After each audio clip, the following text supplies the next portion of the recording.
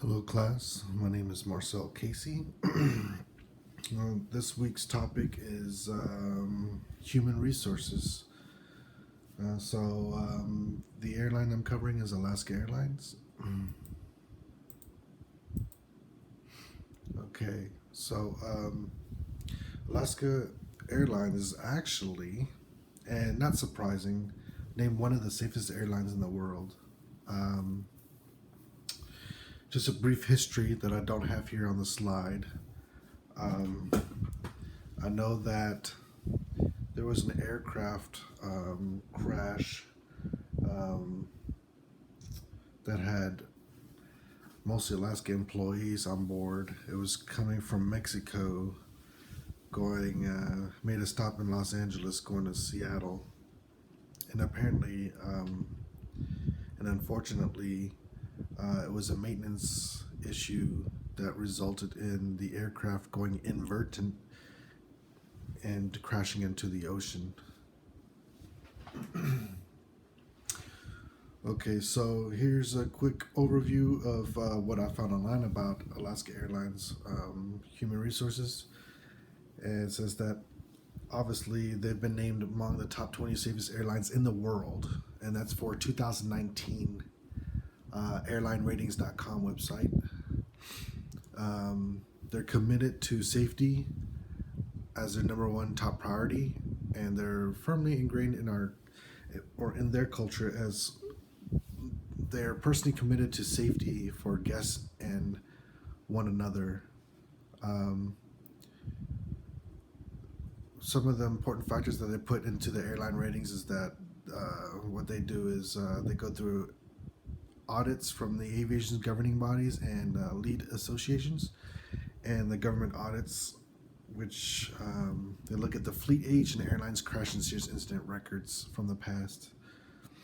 Okay, and then I've also added a link to the slideshow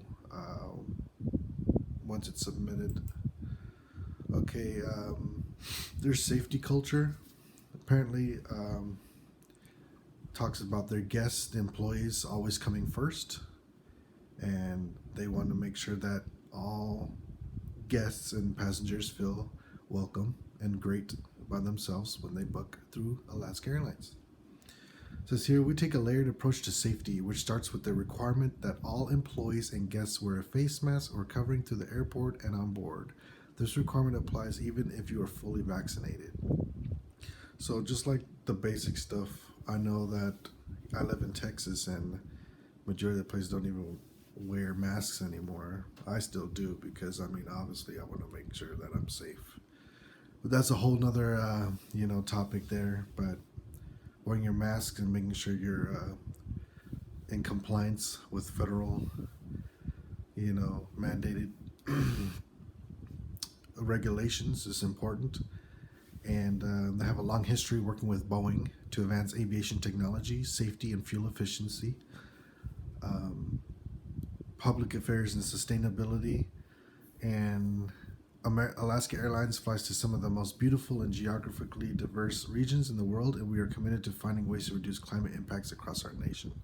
So not only about safety, but also incorporates safety of the environment, which is also interesting. So a little bit about history, the logo, taglines, websites. As I stated before, you have access to the websites that I've included here. You have Alaska Airlines, and then coronavirus information. Two separate websites within alaskaair.com. And it's pretty interesting because it actually points out like graphs and describes different topics, what they're committed to in the safety aspect.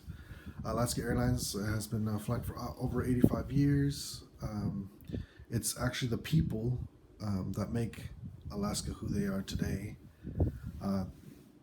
based off of integrity, caring, ingenuity, professionalism, and unique spirit. And pretty much a spirit that has grown out of their geographical roots. With that said, all the milestones, good deeds, and community involvement have helped Alaska grow for small regional airline to an international carrier. And now Alaska Airlines is more than 44 million customers a year, and their route system spans from 115 plus destinations in 4 countries. Okay, and Alaska Airlines pioneers, some of the personnel I wanted to add in there, the starting founders, Mac McGee, Shel Simmons, Bob Ellis, Mudhole Smith. So I know that 2 were the pilots, and one was the one that took over when Alaska Airlines, before Alaska Airlines even became Alaska Airlines, for their cargo services. And then Mac McGee was the founder. Okay. Alaska Airlines mission and vision statement analysis, straight from their website, is achieve our objective as a socially responsible company that values not just our performance but also our people, community, and environment.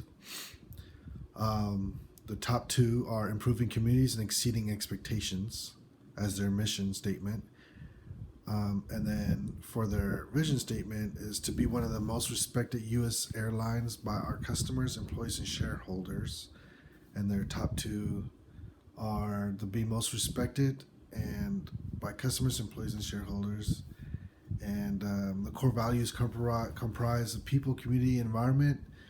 And historically, these are the principles that govern all the operations of this corporation. Valuing and respecting all 3 indicates that Alaska Airlines approaches its business in such a way that it leads to the development and growth of all spheres of life. I think that's a wonderful statement analysis of Alaska Airlines. In one of my previous videos, I did mention that Alaska Airlines has great and amazing customer service. I've never had any issue, even flying, as a primary traveler, since my girlfriend works for Horizon Airlines, subsidiary to Alaska Airlines. I fly for free, so just because I'm standby doesn't mean I'm treated differently. I get the same service as any other passenger customer that goes through Alaska Airlines or chooses Alaska Airlines. So moving on to some of the text-related experiences within the company, and I'm basing this off of my experience as working as a ground service agent. And I guess it also, there are certain circumstances that factor that in, because, ground service agents, I'm not here to bash anyone, but it's more of like an entry-level job, straight out of high school, or someone looking for something desperate and trying to get with the airlines and get those good flight benefits.